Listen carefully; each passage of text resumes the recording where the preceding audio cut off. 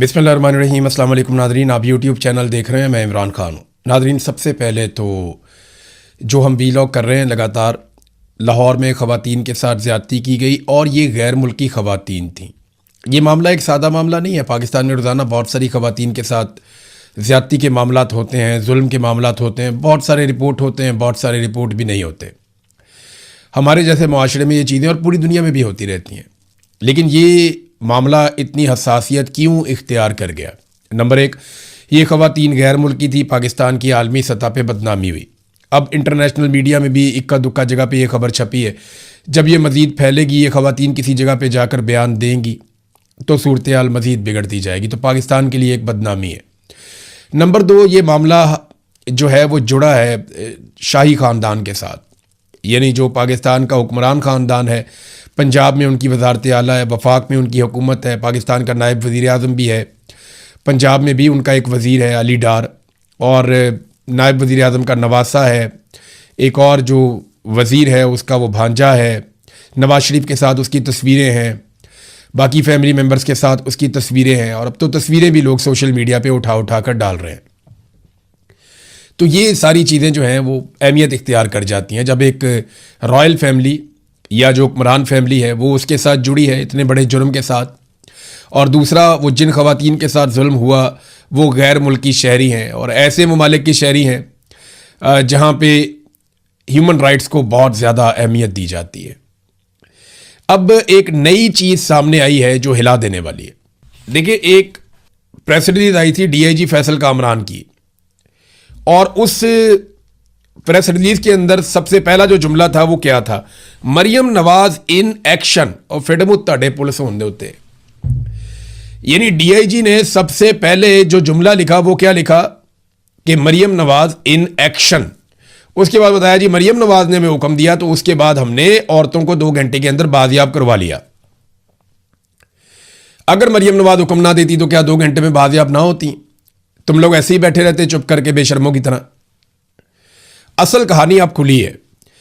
DIG का झूठ भी पकड़ा गया, मरियम नवाज का झूठ भी पकड़ा गया। जितने सहाफ़ी 2-3 दिन से खबरें दे रहे थे उन सब का झूठ पकड़ा गया, और यह भी पता चल गया कि ये किस लेवल के दरबारी लोग हैं और किस तरीके से हकीकत को छुपाया जा रहा था। हमारे पास यही खबर आ रही थी क्योंकि पाकिस्तान के सोर्सेज यही बता रहे थे, लेकिन यासर शामी को शाबाश है और ज़ीशान अजीज़ को, जो उर्दू पॉइंट्स हैं, इन दोनों को शाबाश है। इन्होंने शानदार काम किया इस केस में। हुआ ये कि ये ख़वातीन बाजियाब नहीं करवाई पुलिस ने, ये हादसाती तौर पे सामने आ गई। ये कैसे हुआ? यासर शामी साहब ये सारी स्टोरी सामने लेकर आए। हुआ ये कि 1 जुलाई को रज़ा डार नामी जो बंदा है, जो इसहाक डार का नवासा है, नवाज शरीफ का रिश्तेदार, रज़ा डार नामी जो बंदा है वो इन ख़वातीन को उस घर से लेकर भागा। अब ये ख़वातीन ने अपने बयानात में अदालत में भी कह दिया है, लेकिन वो बयानात जो अदालत के थे उनको सील कर दिया गया था कि वो पब्लिक देख ही ना सके कि उसके अंदर उन्होंने क्या कहा। और सील करने के 48 घंटों के बाद उन बयानात को अब मंजर आम पर लाया गया है। एक तो ये सवाल है ना कि दफ़ा 164 के जो बयानात थे इन दोनों ख़वातीन के, जो इन्होंने मजिस्ट्रेट के सामने दिए थे, उन दोनों बयानात को सील किस लिए किया गया? और 48 घंटों के बाद जब ये ख़वातीन पाकिस्तान से जा चुकी हैं तो फिर इन बयानात को डीसील कर दिया गया, पब्लिक कर दिया गया। तो ऐसा क्या है जो इन बयानात में से मिटा दिया गया या हटा दिया गया? अभी तक तो एक बॉस है जिसे बचाने की कोशिश की जा रही है और सारी कड़ियां मिल मिलकर वापस बॉस की तरफ ही जाती हैं। यह लड़का गाड़ी में लेकर भागा उन 2 लड़कियों को और उन्हें एयरपोर्ट की तरफ लेकर जा रहा था। रास्ते में एक टोयोटा का शोरूम है और उसके सामने एक फिल्टर हाउस है।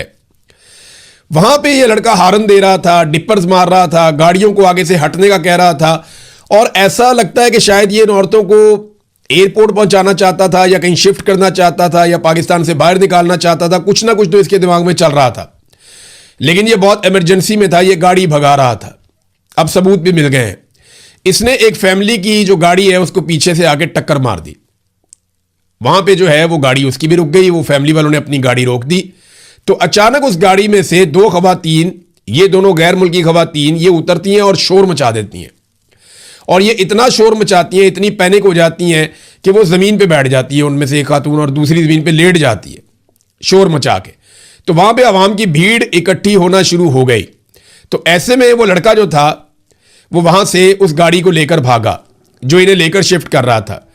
वो गाड़ी लेकर भागता गया और उसकी फुटेज भी यासिर शामी ने 2-3 जगह से इकट्ठी की कि कैसे वो जिग जैग करता हुआ बहुत रैश ड्राइविंग करके वहां से भागता चला जा रहा है। वो वहां से भाग गया और खवातीन जो है वो अवाम के हत्थे चढ़ गई। अवाम वहां पे आसपास चारों तरफ वहां पे इकट्ठे हो गए और फिल्टर हाउस वाली जगह पे उनको पानी शानी पिलाया, पुलिस को कॉल की 15 पे। तो इस तरीके से वहां पे पुलिस पहुंचना शुरू हुई। यानी अगले 15-20 मिनट के अंदर एक गाड़ी आई, फिर एक और गाड़ी आई, फिर पौने घंटे के बाद 15 पुलिस भी आई। तो सारी पुलिस थोड़ी देर के बाद इकट्ठी हो गई और उन खवातीन को अपने साथ लेकर चली गई। वो जिस बंदे की गाड़ी ठोक के भाग गया था रज़ादार, उस गाड़ी का कोई पुरसाने हाल ही नहीं है। वो अपनी FIR करवाने गए तो उनकी FIR पुलिस दे ही नहीं रही। पुलिस कह रही जी पहले आए तो मामला ठंडा हो जाए, हम तो इधर फंसे हुए सारे के सारे, हम आपका काम कैसे करें, आपकी FIR कैसे करें, जाओ अपनी गाड़ी खुद ही ठीक करवा लो। ये है असल कहानी। अब यहां पे बहुत सारे दानिश्वर, बहुत सारे सहाफ़ी जो कहानियां सुना रहे थे जी, मरियम नवाज का सिस्टम वो काम कर रहा था। जियो फेंसिंग की जनाब पुलिस ने जनाब ट्रैक एंड ट्रेस का पूरा एक सिस्टम लगाया। सेफ सिटी के कैमराज जो है वो कमाल कार्रवाई कर रहे थे। और फिडे मुंह तड़े सेफ सिटी के कैमराज 9 मई वाले दिन तो काम नहीं कर रहे थे। जब PTI वाले एहतजाज करने के लिए कोर कमांडर हाउस के बाहर पहुंचे तो पूरे कंटोनमेंट के कैमराज के अंदर आज तक फुटेज नहीं मिल रही। पता ही नहीं चल रहा कि वो CCTV कहां गई। तो यहां पे CCTV कैमरा जनाब वो भी निकला है, ये भी कर लिया, वो भी कर लिया। किया क्या वो मैं आपको बताता हूं। एनी शाहिदीन ये बताते हैं कि जिस वक्त ये लड़कियां बरामद हुई, यानी पुलिस वहां पे पहुंची, उन्होंने देखा कि ये वो गैर मुल्की लड़कियां हैं। अब पुलिस को तो लोगों ने दी थी, वो लड़का तो लेके भाग रहा था। ये बाजियाबी वाला ड्रामा तो खत्म हो गया। मरियम नवाज के एक्शन वाला ड्रामा भी खत्म हो गया। मरियम नवाज इन एक्शन वो वाला ड्रामा भी खत्म हो गया। जनाब खवातीन मेरी रेड लाइन है वो वाला ड्रामा भी खत्म हो गया। यानी ये इतने झूठे हैं, इतने झूठे। ये मरियम नवाज को झूठ बोलने की ऐसी घटिया और गंदी आदत है ना, इसने सारी उम्र झूठ बोला है। जो स्टेटमेंट उठाओ झूठ बोला। कभी ये फ्राई पैन से कपड़े इस्त्री कर रही होती है, कभी ये शीशे मिला मिला के साथ मिक्स करके उसमें गुड़ खाती है, अजीब अजीब हरकतें करती है। कभी ये कैलबरी फॉन्ट लेकर आ जाती है, कभी ये कहती है मेरी बरतानिया तो क्या पाकिस्तान में भी कोई प्रॉपर्टी नहीं है, फिर हर तरफ इसकी प्रॉपर्टी निकल आती है। कभी ये अपनी BMW को नहीं मानती।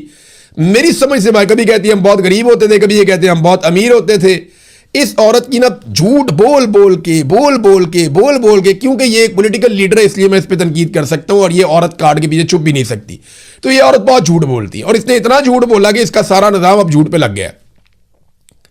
पुलिस की प्रेस रिलीज भी झूठ है। वो कहती है जी जाके हमने बरामद किया। अब पुलिस वाले बताएं ना बरामद कहां से किया, वो तो सड़क से मिली है। अच्छा, इस सारे वकूए को छुपाने के लिए पुलिस ने क्या किया? एनी शाहिदीन बताते हैं कि पुलिस फिर DVR उठाती रही है। पुलिस ने फिल्टर हाउस वहां पे जो कैमरे लगे थे उनका DVR उठाया, फिर आगे 1-2 और जगह वहां से DVR उठाए। तो पुलिस वाले फुटेज इकट्ठी करते रहे। को 50 के करीब लोग इस बात के गवाह हैं कि पुलिस ने कोशिश की कि कोई भी फुटेज ऐसी ना मिले जिससे ये पता चले कि ये खवातीन हमें राह जाते हुए मिली हैं। वो उनको भगाकर ले जा रहा था कहीं पे। जिस वक्त इन खवातीन ने गाड़ी से निकलकर रोला डाला, अवाम ने इनको पकड़ा, पुलिस को बुलाया, उनके हवाले किया।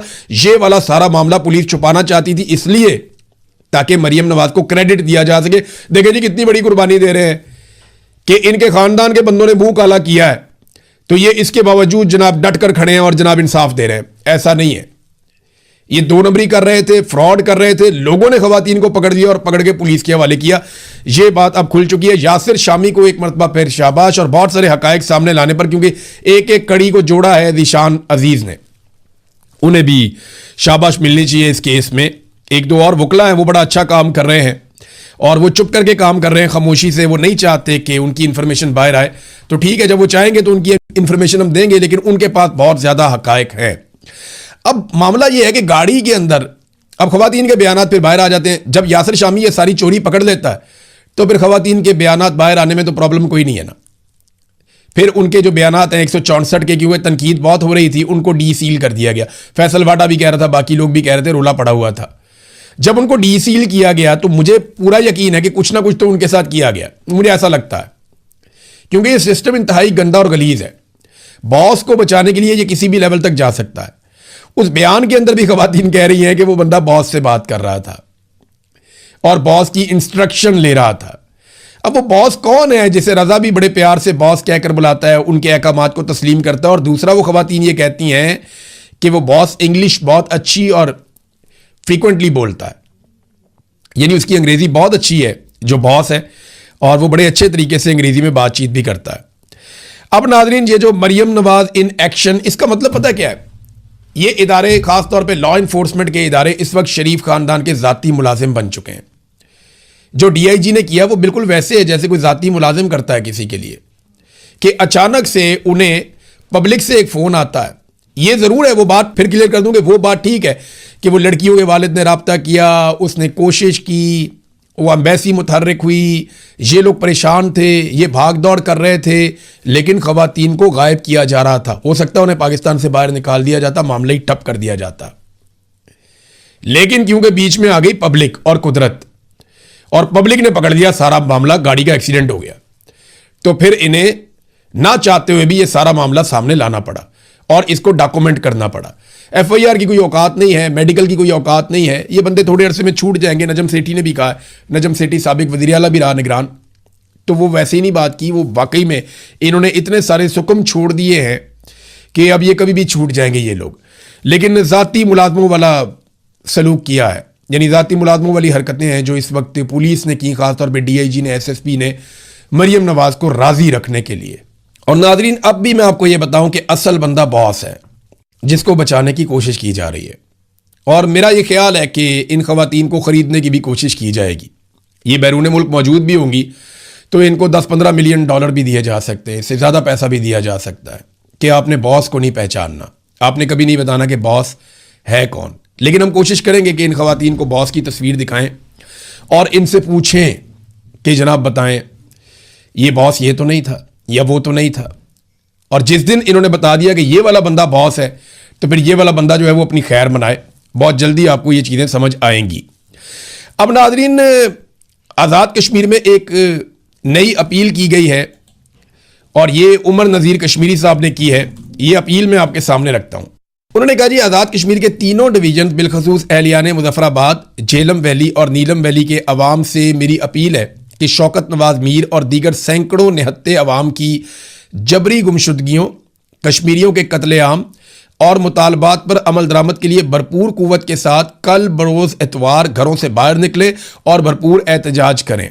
जुल्म और जबर के आगे हमने झुकना नहीं है, बल्कि पुरअमन और साबित कदम रहकर इस तहरीक को कामयाबी से इम्कनार करना है। मेरी जो बरतानिया में लोग मौजूद हैं उन सबसे दरख्वास्त है कि कल लंदन में, चाहे आप पाकिस्तान के सेटल्ड एरिया में दूसरे एरियाज में रहने वाले हैं या आप आज़ाद कश्मीर के रहने वाले हैं, आप जम्मू कश्मीर के शहरी हैं, आप आज़ाद कश्मीर के शहरी हैं, आप पंजाब के शहरी हैं, सिंध के, बलूचिस्तान के, खैबर पख्तूनख्वा के, गिलगित बल्तिस्तान, आप किसी भी इलाके के शहरी हैं, आप अगर बरतानिया में रहते हैं तो आप कल के एहतजाज में ज़रूर शिरकत करें और बड़े पैमाने पर एहतजाज करके ये साबित करें कि मिलिट्री एस्टेब्लिशमेंट के चंद किरदारों के आगे ना कश्मीरी घुटने टेकेंगे, ना पाकिस्तानी घुटने टेकेंगे। हम जमहूरियत के लिए, आज़ादी इज़हार राय के लिए, अपने हुकूक के लिए, ख़ास तौर पे इंसानी हुकूक के लिए और सच्चाई के लिए लड़ेंगे। हम पीछे नहीं हटेंगे। हर पाकिस्तानी को निकलना चाहिए और इसके ऊपर आवाज़ उठानी चाहिए। इसी तरह उन्होंने आज़ाद कश्मीर में भी ये कॉल दी है। दूसरी जानिब आज़ाद कश्मीर में अब गद्दारी के पोस्टर्स लगाए जा रहे हैं, जॉइंट अवामी एक्शन कमेटी के खिलाफ पोस्टर्स लगाए जा रहे हैं मखसूस जगहों पे, और फौरन तस्वीर बना ली जाती है उसकी कि जनाब ये देखें अवाम उनके खिलाफ होगी, हालांकि ऐसा कुछ नहीं है। अबसार आलम ने बड़ी अजीबोगरीब खबरें देना शुरू कर दी हैं। अबसार आलम आपको पता है कि मिलिट्री एस्टेब्लिशमेंट के बहुत करीब है और इसको साबिक दौर में नवाज शरीफ ने सरकारी मुलाजिम भी बनाया था, पैमरा का इसको मुलाजिम लगाया था। तब इसने कहा था कि मैं दोबारा कभी भी सहाफ़त में नहीं आऊँगा, लेकिन फिर दोबारा थूक के चाटा दोबारा सहाफ़त के अंदर आ गया। तो अबसार आलम कहता है, जी शौकत मीर से जो तहकीकात हुई हैं और जो सिक्योरिटी इदारों के पास सबूत है, अब ये कह रहे हैं जी इसको सिक्योरिटी इदारों ने दिए ना सबूत, वो कहता है जी कि उससे ये बात साबित हो चुकी है कि अवामी एक्शन कमेटी की लीडरशिप तहरीक तालिबान पाकिस्तान के लोगों से राब्ते में थी, यानी फितनतुल खवारिज अल हिंदुस्तान, उसके साथ अवामी जॉइंट एक्शन कमेटी के लोग राब्ते में थे। ये शौकत नवाज मीर से तहकीकात में इंकशाफ हो गया। माहिर दहशतगर्दों को कश्मीर में लाने की कोशिशें की जा रही थीं। ये सुने आप कि जनाब दहशतगर्दों को कश्मीर में लाने की कोशिशें की जा रही थी ताकि मुसल्लह तसादुम हो। ये जनाब अफसार आलम साहब, ये एजेंडे पे ऐसे काम होता है। आपको याद है, इसको डी चौक में लाशें भी नजर नहीं आती थी, इसको डी चौक में गोलियां भी सुनाई नहीं देती थी। ये कोशिश करता रहा कि लोग मरते हैं तो मरते रहे, लेकिन मैं नवाज शरीफ की नौकरी करूं। इसी तरह इसने हमेशा मरियम नवाज की बहुत खिदमत की है। इस आदमी ने बहुत, जो मरियम नवाज ने कहा मुझे लगता है इसने हमेशा वही किया। अब चेयरमैन पैमरा के तौर पे तो ये आदमी इतना खिदमत गुजार था, इतना खिदमत गुजार था मरियम नवाज का कि मैं आपको बता नहीं सकता। इसने लेट लेट के खिदमत की है, इसने बैठ बैठ के खिदमत की है। यानी ये रात को बेड पे भी होता था ना, तो इसे कॉल आ जाती थी तो ये फौरी तौर पे खिदमत बजा लाता था। मैंने इसको कॉल की, मैंने कहा यार इंसान बने, मेरा अपना जाती मामला उठा के पैमरा मुझे नोटिस भेज रहा है। अगर मेरा किसी के साथ जाती झगड़ा हो गया है तो पैमरा का इसमें क्या लेना देना है। ओ नहीं इमरान भाई आप समझें यार बात, ऊपर से प्रेशर आ जाते हैं। मैंने कहा जी मैं फिर अब क्या करूं, वो आप इसका जवाब दे दें। मैंने कहा जी मैं क्यों जवाब दूं, मैं जुत्ती भी लिखता हूं इसको, ये कौन सा नोटिस है, मैं इसको चैलेंज करता हूं। तो इसने कहा नहीं अच्छा चलिए आप जवाब ना दें, दफा करें, आप गुस्सा ना करें बस। ये इसकी औकात थी टोटल इस बंदे की, ये इसके हालात हैं। बहरहाल चले वो वक्त गुजर गया, अभी ये वक्त भी गुजर जाएगा, लेकिन लोग एक्सपोज हो जाते हैं जैसा कि ये शख्स एक्सपोज होता चला जा रहा है। नाज़रीन, इमरान खान साहब और बुशरा बीबी साहब जो दोनों हैं, उनके जो कैद तन्हाई वाला मामला है उस पर अदालत ने, मैंने आपको बताया था ना, एक फैसला महफूज किया है। वो महफूज फैसला सामने आ गया है। अब बड़ा इंटरेस्टिंग है, जरा ये आप सुनिएगा। इस्लामाबाद हाई कोर्ट ने कहा कि इमरान खान और बुशरा बीबी को अगर कैद तन्हाई में रखा गया है तो क्यों रखा गया है, किस कानून के तहत रखा गया है, कितनी देर के लिए रखा गया है और क्या यह सजा है। भाई आपको देखना चाहिए कि मुलाकातें नहीं हो रही, वो रोज जाते हैं, सबको दुनिया को पता है। फिर आप पूछ रहे हैं कि क्या रखा गया है, सबको पता है कि रखा गया है, पूरी दुनिया ये कह रही है, लोग हर हफ्ते वहां पे जाते हैं मिलने के लिए। फिर वो ये कह रहे हैं कि क्या ये सजा दी गई है। भाई सजा तो आप लोगों ने दी है, निकाल के पढ़ लें, उसके अंदर तो कहीं नहीं लिखा हुआ। पीछे जो आपने रिमार्क्स दिए उनमें आपने ये कहा भी था। और जो तारीख दे दी है ना सुपरिटेंडेंट ऑफ अडियाला जेल को, वो 6 अगस्त तक की तारीख दे दी, आज से 1.25 महीने बाद की, 1 महीने से भी ज्यादा दिन। यानी आज 4 जुलाई है तो 6 अगस्त तक की तारीख दे दी। मैं वजह बताऊं क्यों ये एस्टेब्लिशमेंट के कहने पे डिले हुआ है। वजह यह है कि पाकिस्तान तहरीक इंसाफ के अंदर एक डिबेट हुई थी आज से कुछ अर्सा पहले कि 5 अगस्त को मुल्क गिर बड़ा एहतजाज किया जाएगा, लेकिन उसकी अनाउंसमेंट नहीं की गई क्योंकि एस्टेब्लिशमेंट ने मना कर दिया था कि आपने इसको जल्दी अनाउंस नहीं करना। अगर एहतजाज करना भी पड़े, बहुत दबाव हो अवामी, तो आप इसको अनाउंस करें 1 हफ्ता पहले, 1.5 हफ्ता पहले, बस इतना पहले अनाउंस करें ताकि लोग ज्यादा तैयारियां ना कर पाएं, सोशल मीडिया को ज्यादा मौका ना मिले। तो उन्होंने अभी तक पाकिस्तान तहरीक इंसाफ ने इसको अनाउंस नहीं किया। तो अब उससे पहले इमरान खान साहब की अगर जब वो एहतजाज अनाउंस करेंगे तो कोई एक आधी मुलाकात करवा दी जाएगी और बाद में आके सुपरिटेंडेंट ऑफ अडियाला जेल 6 तारीख को ये कह देगा कि जनाब हमने तो मुलाकात करवाई है, और पिछले 3 साल का रिकॉर्ड सामने रख देगा कि जनाब ये तो अदालतों में आते रहे, ये वाली मुलाकात हुई, बहन भी मिली, ये भी मिला, वो भी मिला, बच्चों से बात करवाई, अभी बच्चों से एक आधी बात करवा देंगे, ये चीजें ले जाके अदालत में दिखा देंगे जनाब ये है। तो ये बातें जो है ना, अब आम आदमी को, मेरे जैसे जो नालायक लोग हैं जिन्हें पता ही नहीं है अदालतों की कार्रवाई का, हमें भी समझ आना शुरू हो गई है कि अदालतें किस तरीके से खेल रही हैं। नाज़रीन, एक तारीखी नौयत का जनाजा हुआ है आयतुल्लाह अली खामनई का, और बहुत बड़े पैमाने पे अवाम ने शिरकत की है। पूरी दुनिया से वफूद गए हैं जिन्होंने जाकर शिरकत की, पाकिस्तान से भी वफद गया, पूरी दुनिया से वफूद आए।